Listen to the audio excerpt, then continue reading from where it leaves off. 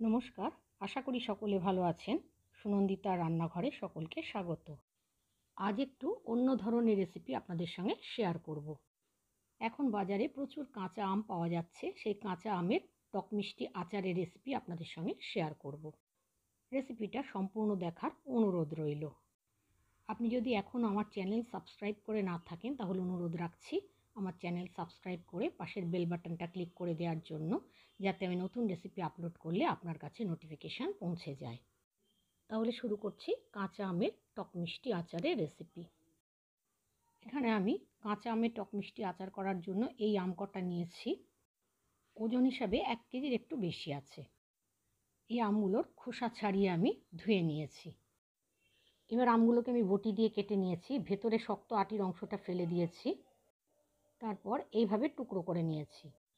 টুকরোগুলো এমনভাবে করতে হবে যে আটি ফেলে দেওয়ার পর যে শক্ত অংশ থাকে সেটা যেন প্রত্যেকটা টুকরোর সঙ্গে থাকে। এবার কিছুটা লবণ আর কিছুটা হলুদ গুঁড়ো আমি আমগুলোর মধ্যে মাখিয়ে নিয়েছি। আমি আমগুলোকে এইভাবে কেটে নিয়েছি, আপনারা কিন্তু লম্বা লম্বা টুকরো করেও কাটতে পারেন। নুন হলুদ ভালো করে মেখে নেওয়ার পর আমের টুকরোগুলোকে আমি 2 ঘন্টা রোদে দিয়েছিলাম। আমের টুকরোগুলো ফ্যানের হাওয়ায়ও শুকিয়ে নিতে পারেন। এদিকে একটা ভাজা মশলা বানিয়ে নিচ্ছি। গ্যাসে একটা কড়াই বসিয়ে তার মধ্যে একটা শুকনো লঙ্কাকে ছিঁড়ে দিয়ে দিলাম। তার সাথে দিয়েছি 1 চা চামচ গোটা জিরে, 1 চা চামচ গোটা মৌরি আর 1 চা চামচ পাঁচ ফোড়ন। যেহেতু টক মিষ্টি আচার সেই জন্য ঝালের পরিমাণটা কম দিলাম। এবার এই মশলাগুলোকে আমি একটু ফ্রাই করে নেব, তারপর এগুলোকে ঠান্ডা করে গুঁড়ো করে নেব। মশলাটা এমনভাবে ভাজতে হবে যাতে পুড়ে না যায়। মশলাটা ভাজা হয়ে গেছে, এবার এটাকে আমি একটা প্লেটের মধ্যে ঢেলে রাখলাম। এটা ঠান্ডা হলে পরে মিক্সিতে গুঁড়ো করে নেব। গ্যাসে কড়াই বসিয়ে তার মধ্যে 2 টেবিল চামচ সর্ষের তেল দিয়েছি। তেলটা গরম হলে ফোড়নে দিয়েছি একটা শুকনো লঙ্কা ছিঁড়ে, 1 চা চামচ পাঁচ ফোড়ন আর হাফ চা চামচ মৌরি। এটা যেহেতু টক মিষ্টি আচার তাই শুকনো লঙ্কা আমি একটা দিয়েছি। ফোড়নটাকে কয়েক সেকেন্ড আমি ভেজে নিয়েছি। ফোড়নটা থেকে সুন্দর গন্ধ বেরোলে পরে যে আমের টুকরোগুলো আমি কেটে রোদে শুকিয়ে নিয়েছি সেগুলো কড়াইতে দিয়ে দিলাম। গ্যাসের ফ্লেমটাকে হাইতে রেখে আমি আমগুলোকে একটু নাড়াচাড়া করে নিচ্ছি। এইভাবে নাড়াচাড়া করার সময় আমি কিন্তু 1.5 চা চামচ বিট লবণ দিয়েছিলাম, যেটা আমার ভিডিওতে দেখানো হয়নি। আমটা রোদে দেওয়ার আগে আমি সাধারণ লবণ দিয়েছিলাম, কিন্তু আচারটা কড়াইতে তৈরি করার সময় কিন্তু আমি বিট লবণ দিয়েছি। এই সময় কিন্তু কোনো হলুদ ব্যবহার করিনি। মিডিয়াম ফ্লেমে আমটাকে আমি 3 মিনিট রান্না করে নিয়েছি। এই সময় কিন্তু কড়াইটা ঢাকা দেওয়ার প্রয়োজন নেই।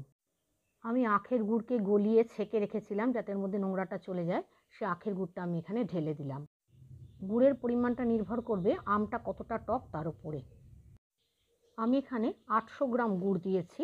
1 কেজি আমের জন্য আমি এখানে 800 গ্রাম গুড় দিয়েছি। এবার গুড়ের সাথে আমটাকে একটু সেদ্ধ করে নেব।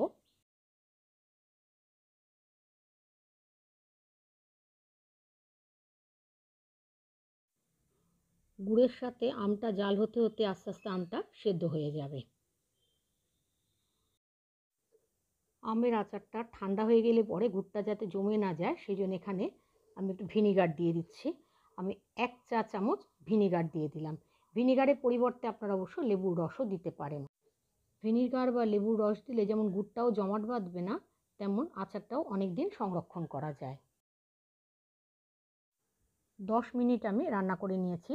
10 মিনিট বাদে দেখুন আমগুলো সেদ্ধ হয়ে গেছে। আচারটা আমার এরকম ঘনত্বের হয়েছে। ঠান্ডা হয়ে গেলে কিন্তু আরও ঘন হয়ে যাবে। এখন যে ভাজা মশলাটা আমি করে রেখেছিলাম তার থেকে 2 চা চামচ মশলা আমি দিয়ে দিলাম। মশলাটা ভালোভাবে মিশিয়ে নিয়ে আরও 1 মিনিট আমি একটু নাড়াচাড়া করে নিয়েছি।